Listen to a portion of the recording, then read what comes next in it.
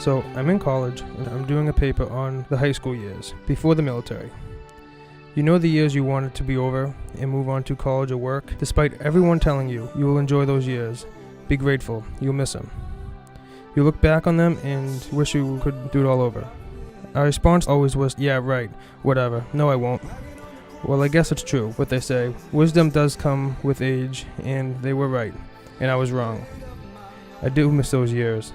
I love to put a football uniform on and shoot a three-pointer as the crowd went crazy.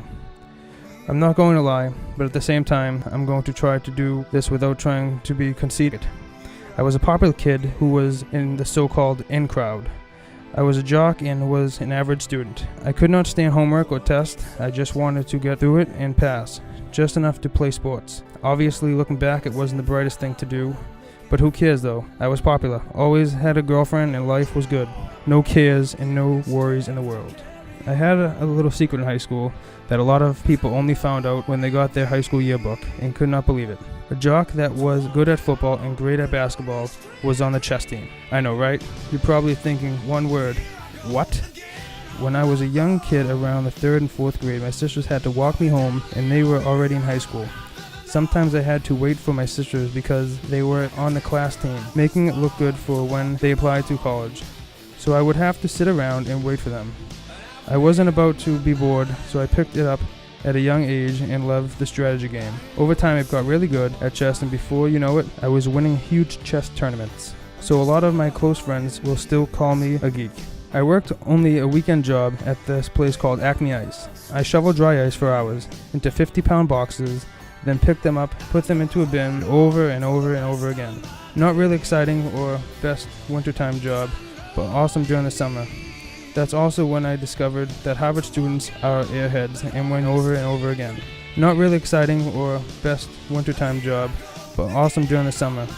That's also when I discovered that Harvard students are airheads, and when you take a book away from them, all I have to say is, wow. I'm telling you, I'm not the brightest bulb in the world, but common sense goes a long way. Why I joined the military? It's a question I don't really think of, and definitely not a decision I regret, but when you ask me why I joined the armed forces, it's an answer I can definitely tell you. I signed up April 14, 2004, the day after my birthday, for the United States Air Force. It didn't matter what branch I served. I looked and talked to every recruiter.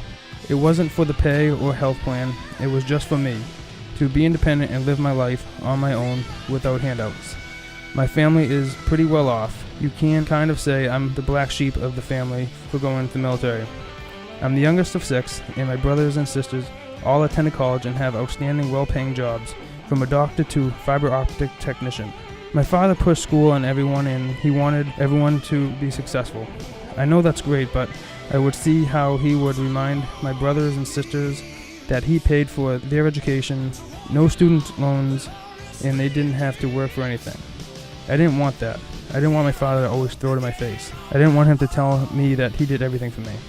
I wanted to be able to do things for myself, pay for my own schooling, and live my life the way I wanted to. He and the rest of my family didn't understand that at the time. They definitely understand me more now and support me in my accomplishments in the armed forces. I knew I always wanted to join. There was just something about it that attracted me into it. It was the challenge. I was brought up very old school Irish Catholic. I am very disciplined and respectful. I didn't need the military to teach me what I already had.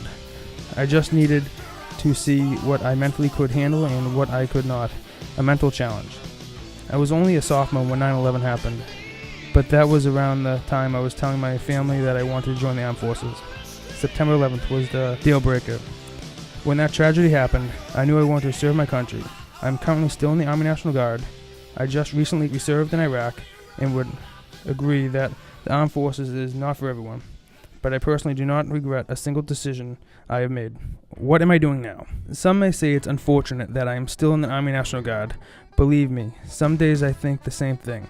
I'm currently a team leader in the National Guard. I have 2 privates under me, and each and every day I get a little more responsibility. The Army and I have a love-hate relationship. I'm always miserable when I have to go to my drill weekend.